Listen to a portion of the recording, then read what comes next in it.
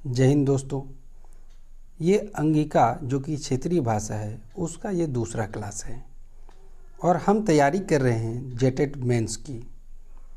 तो यदि आपने पिछला वीडियो नहीं देखा है जो कि क्लास 1 था तो कृपया उसे देख लें, क्योंकि कोई भी लैंग्वेज हो यदि आप उसे सीरियली नहीं देखिएगा तो आपको बहुत छूट जाएगा, आपको समझने में दिक्कत होगी। चलिए रिकेप से शुरू करते हैं। पिछला हमने अंगिका भाषा की वर्णमाला के पहले नियम को देखा था और कुछ परिचय को देखा था, उसके बारे में जाना था। आज इस वीडियो में वहाँ जहाँ हमने छोड़ा था उससे आगे देखेंगे। तो चलिए एक रिकेप देख लेते हैं कि पहला नियम क्या था। कि पहला नियम ये था, अंगिका भाषा में री का प्रयोग रौ हर्षी का री या रौ दीर्घ का री के रूप में होता है, लेकिन वैसे शब्द जो कि संस्कृत भाषा से आए हैं यानी तत्सम शब्द, उसमें री का ही प्रयोग कर लिया जाता है। ये तो था रिकेप। अब हम देखेंगे आगे जो कि है क्लास 2, और यह वीडियो वैसे लोग ही देख पाएंगे जो हमारे मेंबर हैं, हमारे चैनल को ज्वाइन किए हैं। तो अब आप क्या करना है, क्लास को पूरा देखना है और कमेंट करें। एक कमेंट आया, मैंने पढ़ा कमेंट, उसमें लिखा था आप छोटा छोटा क्लास ऑफलाइन ही डाल दिया कीजिए। तो मैंने रिप्लाई किया कि मैं आज डालूंगा। तो आज यह क्लास मैं बना रहा हूँ आपके लिए और उन सभी दोस्तों के लिए जो हमारे क्लासेस को ज्वाइन किए। तो कृपया थोड़ा सा शेयर कर दीजिए, आपको तैयारी पूरा कराई जाएगी। चलिए देखते हैं। हम दूसरा देखेंगे। पहला हमने बता दिया री का प्रयोग, दूसरा है अंगिका में आ, औ। देखिए ये जो औ है ना, ओ भी नहीं कह सकते हैं या आ भी नहीं कर सकते हैं, हम इसे औ कहेंगे। थोड़ा आवाज़ बदल के प्रयोग कुछ ज़्यादा होइ छै। मतलब अंगिका भाषा में आ और औ, हमने कल ही कहा था, हमें जब अंगिका बोलनी है तो हम रगड़ के बोलेंगे, हम घसीटते हुए आवाज़ को निकालेंगे। जना अंग्रेजी में ऑफिस, जैसे कि अंग्रेजी में क्या होता है ऑफिस। सामान्यतः हेनो अंगिका में अंग्रेजी के शब्द मिलबे करे छे। सामान्य बात है, यह कोई बड़ी बात नहीं है, अंगिका भाषा में अंग्रेजी के शब्द मिलते ही हैं। तीसरा यह है, भाषा शास्त्री व्यंजन के बाद अक्षर तरह ज्ञों के भी अलग से 3 वर्ण मानलो छे। यानी वर्णमाला जब आप हिंदी व्याकरण पढ़ेंगे उसमें अक्षर तरह ज्ञों को अलग से व्यंजन नहीं माना गया है, उसी के अंतर्गत माना गया है। लेकिन अंगिका में अक्षर तरह ज्ञों को अलग से 3 व्यंजन माना गया है। हिंदी में क्या माना गया है, संयुक्ताक्षर माना गया है। क स अक्षर होता है, तौर तरो ग ज य ज्ञ, ये माना गया है हिंदी वर्णमाला में। लेकिन अंगिका वर्णमाला में इसे अलग से व्यंजन मान लिया गया है। अंगिका में एकरो ज़्यादातर प्रयोग हेना होइ छै, यानी अंगिका में इसका ज़्यादातर प्रयोग इस प्रकार होता है। च छ अक्षर को क्या कहेंगे हम, च छ। तरह को क्या बोलेंगे, तरो। आरो ज्ञों को क्या बोलेंगे, गय। यानी आप देख लीजिए, अक्षर ना बोल के हम च छ बोलेंगे, तरो ना बोल के तौरो बोलेंगे और ज्ञों ना बोल के गयों बोलेंगे। अंगिका में ज्ञों के उच्चारण गयों नखी होइ छै। मतलब हमने कहा क्या था आपको, हमने कहा था आप टान के बोलिएगा, ज्ञ ना बोल के गयों ऐसे बोलना है। हिंदियों में साहित्य एकरो शुद्ध उच्चारण ज्यों मिले छै। देखिए इसका शुद्ध उच्चारण क्या है, ज्यों। शायद ही ऐसा हिंदी में मिलता है, कहीं पर नहीं मिलता है। आगे देखते हैं। चौथा नियम, अंगिका भाषा और प्रयोगों में बोले के क्रम में स्वर के उतार चढ़ाव पर विशेष ध्यान दिया जाए छै।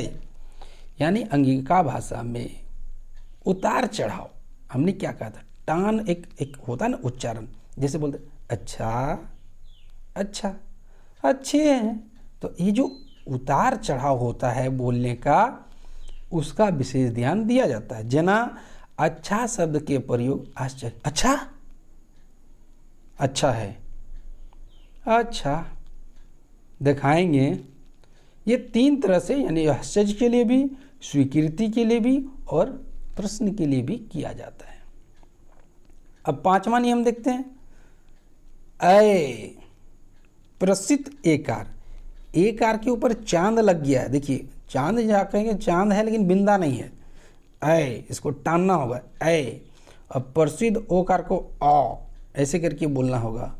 और अंगीकार और विशिष्ट ध्वनि चाहिए। ये दोनों जो है ऐ और अ, ये दोनों अंगिका की विशिष्ट ध्वनियाँ हैं। एक र मात्रा के र चिन्ह छिकाए, ये जो कोमा ऊपर में देख रहे हैं ना, जिसमें ये कोमा लग गया, आप समझिएगा बात को, जिसमें ये कोमा लग गया आगे मिलेगा आपको, आपको उसे टान करके बोलना है। जेना तब है, यहाँ क्या लिखा है, तबे, तब कर बे, तबे, लेकिन बोलना कैसे, तब है, अब जाबे, ले, दे, आरनी, ऐसे करके टान के आपको बोलना, रगड़ के। वह रंग ओ कह रहा, उच्चारण चिन्ह ओ, ऐसे मतलब आपको आवाज़ बदलना होगा। जना उठो, बैठो, पढ़ो, लिखो वगैरह। आप समझ रहे होंगे। दिक्कत होगा कमेंट करेंगे। चलिए आगे देखते हैं। हिंदी भाषा नखी अंगिका में ए ओ ऐ औ के ही प्रमुखता है। यानी हिंदी भाषा की तरह, ना कि मिस तरह, हिंदी भाषा की तरह अंगिका में ए ओ ऐ औ की प्रधानता है। लेकिन ई भाषा के धर्मपुरिया रूप में भी पहलो जाए छे। हमने क्या आपको 4 रूप बताया था, है कि नहीं। तो धर्मपुरिया रूप में भी ये सब पाया जाता है। जना चाउर, देखिए हिंदी में बोलेंगे चाउर और धर्मपुरिया में बोलेंगे चाउर, थोड़ा टान के। गया जैसे बोलेंगे गैया, ऐसे टान के बोलना होगा आपको। 7वां नियम है, अंगिका भाषा में तालब स्व, मूर्धन स्व, दंत स्व के जगह पर स्व के ही प्रयोग होय छै। मतलब आपको तालब स्व, दंत स्व, मूर्धन स्व कुछ रहे, स्व का प्रयोग करना है, दंत स्व का प्रयोग करना है।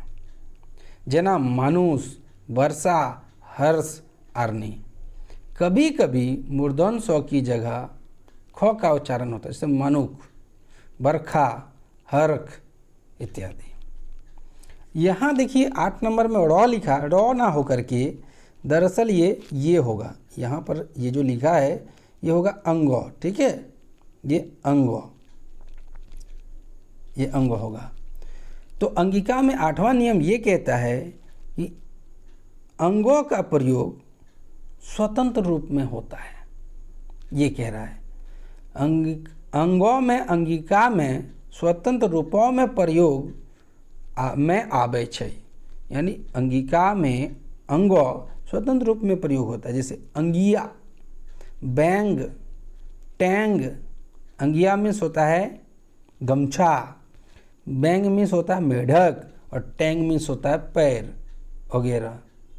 शब्दों में जेना अलो छै, मतरकी, यह सनी शब्द अंगिया, बैंग आरो टैंग के रूप में लिखलो जाबे पारे छै। देखिए इसको हम अंगिया ऐसे होता है प्रयोग, लेकिन हम इस तरह भी लिख सकते हैं। देखिए हम इस तरह भी लिख सकते हैं, लेकिन सही उच्चारण क्या है, ये है। क्योंकि अंगिका में अंगों का प्रयोग होता है और हिंदी वर्णमाला में नहीं होता है। तो हम लोग क्या कहते हैं, अंगो है खाली, बच्चों बजाओ ताली, है कि नहीं। आगे देखते हैं 9 नंबर देखते हैं। इया के र प्रयोग अंगिका में स्वतंत्र रूप में से कुइया, भुइया जन्हों शब्दों में होय छै। मतलब कि इया के बदले अंत्येष्टि और चांद बिंदु के र प्रयोग वैसनी शब्दों में होवे पारे छै, जना कुइया, भुइया वगैरह। देखिए अंगिका में इया का प्रयोग स्वतंत्र रूप से होता है, हिंदी में नहीं होता है। लेकिन हम कुइया, देखिए आप इसे देखिए, इस तरह भी लिख सकते हैं और ऊपर जो दर्शाया गया उस तरह भी लिख सकते हैं। सही कौन सा होगा, तो ऊपर वाला सही होगा, यहाँ का प्रयोग करना है। कोई कोई ने कि नाय भी बोले छे, आरो पढ़े लिखे छे। हम लोग भी बोलते हैं होठा में, खाबे रे नाय खेबो, तो नाय बोलते हैं। 10वां देखते हैं, शब्दों के शुरू में आबे वाला य के उच्चारण अंगिका में ज नाखी होय छे।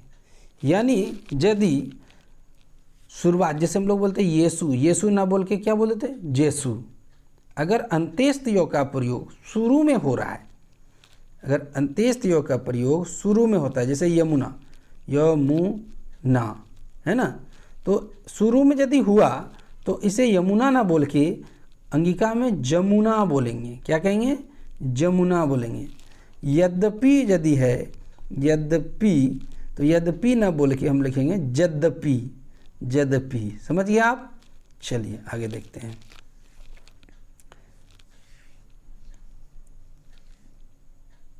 अब देखते हैं, ये 10 नियम आपने देखे। अब हम जितना पीछे आपने देखा वो सब क्या बोलता है, उसका परिचय था, थोड़ा बहुत नियम था। अब देखेंगे व्याकरण की परिभाषा।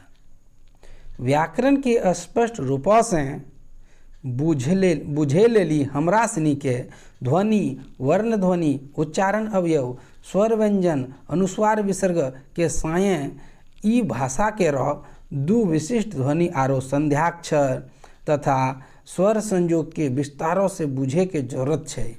यहाँ हव सब के विस्तार से वर्णन करलो गेलो छे। ये कह रहा है कि व्याकरण को समझने के लिए हम सभी को ध्वनि समझना होगा, वर्ण ध्वनि समझना होगा, उच्चारण अवयव समझना होगा। सब बताएंगे क्या है सब। स्वर व्यंजन समझना होगा, अनुस्वार विसर्ग का प्रयोग समझना होगा, सबको संयुक्ताक्षर समझना होगा, स्वर संयोग से कैसे बनता है सब बताएंगे आपको डिटेल में। ये सब हमें जानने होंगे, तभी हम इसकी व्याकरण को समझ पाएंगे। वर्ण आरो ध्वनि, तो पहला है वर्ण। सब जानते हैं, शुरुआत तो वर्ण से होती है।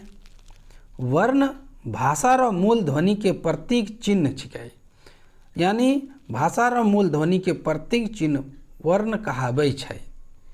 जो भी भाषा है, मान लीजिए क है, तो क का जो चिन्ह होता है, ऐसे एक डंटा गोल है ना, ये देखिए, ये क का जो चिन्ह होता है, एक डंटा, ये गोल, ये जो प्रतीक चिन्ह है उसे ही अंगिका में हम वर्ण कहते हैं। वर्ण ही अक्षरों कहाबै छै और वर्ण को ही हम अक्षर भी कहते हैं। ई वर्ण आकि अक्षर र को देखिए, यहाँ पर देखिए, यहाँ आपको ध्यान देने की जरूरत है। यहाँ पर आपको विशेष ध्यान देने की जरूरत है। ये देखिए, यहाँ पर हमने क्या कहा था, यदि ये वाला चिन्ह आएगा ना तो उसको आपको रगड़ के बोलना है। जैसे ई वर्ण आकि अक्षरों र कोई खंड फेनु न करलो जाबे सके छै। देखिए, टाने हमने टाना, करलो में भी टाना और जाबे में भी टाना, क्योंकि वो चिन्ह आपको ध्यान रखने, अगर ऐसा चिन्ह आया तो आपको टानना है। यानी ये जो वर्ण है, ये जो अक्षर है, फिर उसका खंड नहीं किया जा सकता है। जना काम के क जोड़, यहाँ जोड़ होगा है ना, क जोड़ आ जोड़ म जोड़ अ, काम है ना, क जोड़ आ जोड़ म जोड़ अ। अब इससे ज़्यादा हम इसका टुकड़ा नहीं कर सकते हैं, है कि नहीं।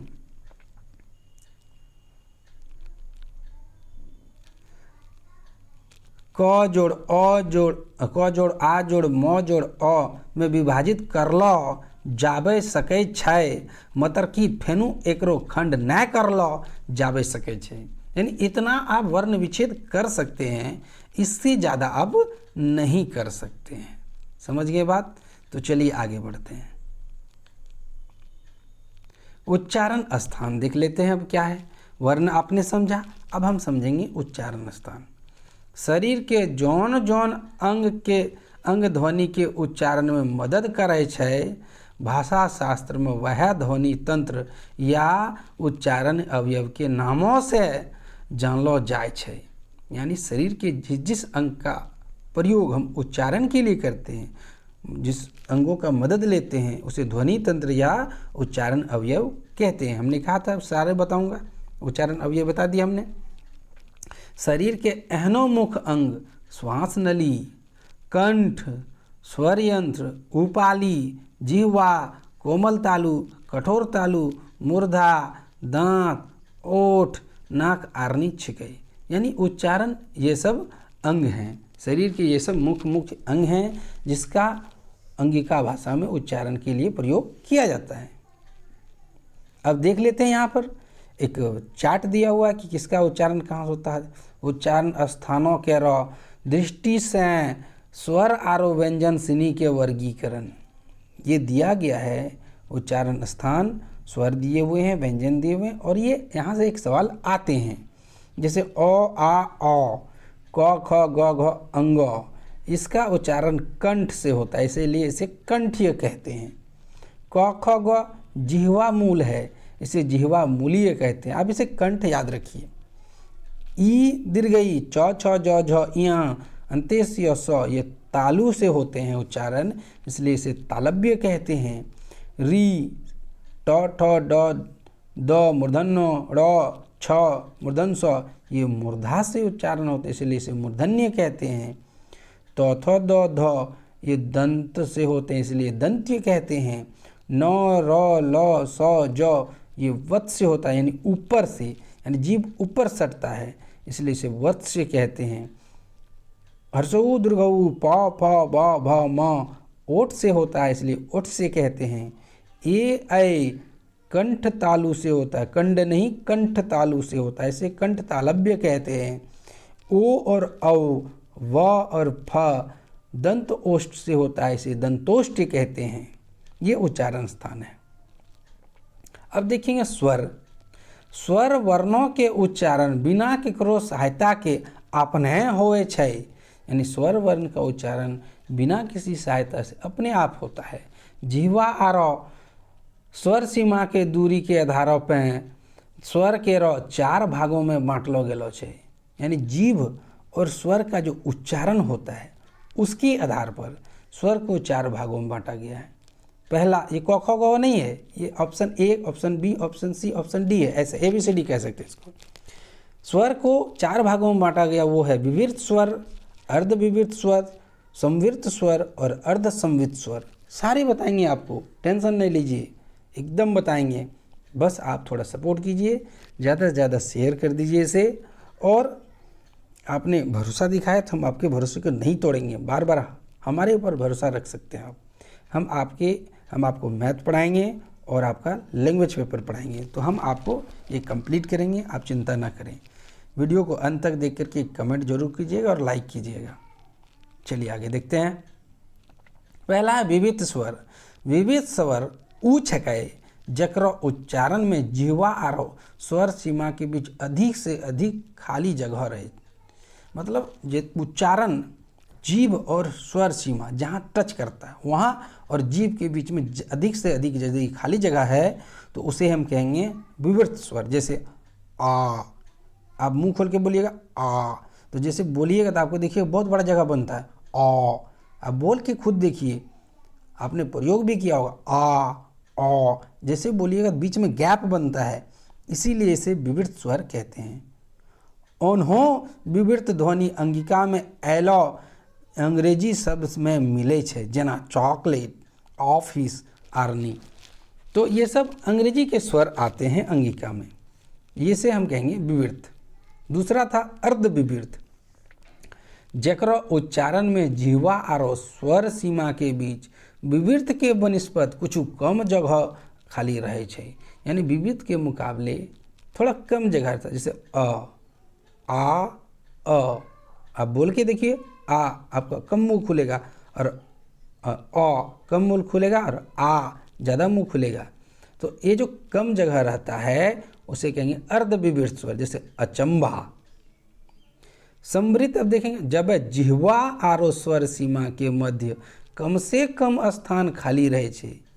ई दीर्घई, ऊ दीर्घऊ अंगिका भाषा में समृद्ध ध्वनि छे। देखिए फिर से आप ध्यान सुन, ज़्यादा जगह खाली है तो विवृत, उससे कम है अर्धविवृत, बहुत कम है तो समवृत्त, और उससे भी कम है यानी सबसे कम जगह बचता है तो उसको कहेंगे अर्धसमवृत्त।